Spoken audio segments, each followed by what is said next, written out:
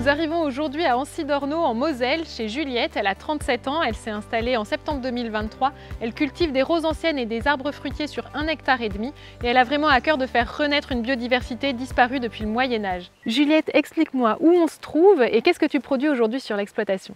Alors ici on se trouve dans une parcelle de roses anciennes à parfum, qui sont des roses qui sentent le fruit, le litchi, la framboise, le citron, et que je cultive en agroforesterie avec des arbres fruitiers.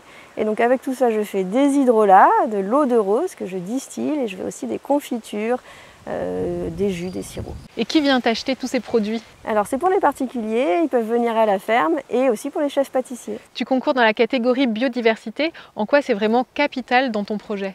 Alors c'est le cœur du projet, la biodiversité, parce que je crée un conservatoire de roses anciennes à parfum. Donc j'ai plus de 250 variétés de roses oubliées depuis le Moyen-Âge, alors qu'il n'y en a plus qu'une qui est cultivée pour faire de l'eau de rose dans le monde. Et puis en plus je fais vraiment attention à la biodiversité sauvage qui est autour de nous pour créer des équilibres. Donc j'ai des arbres fruitiers qui apportent de l'ombre aux rosiers, comme ça j'irrigue pas. J'ai de la fauche tardive différenciée, j'ai des floraisons échelonnées dans les haies. Tout ça, ça fournit des ressources, des abris à tous les auxiliaires de culture. Juliette, on est ici au sein de ta boutique. Comment la biodiversité dans tes parcelles impacte tes résultats?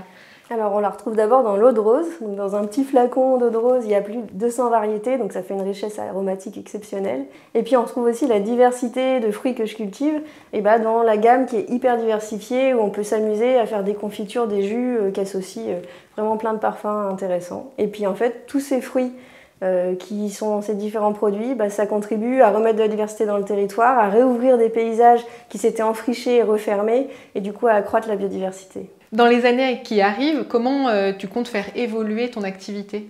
Dans les années à venir, la production va beaucoup augmenter parce que les rosiers vont grandir, donc je vais produire plus d'eau florale.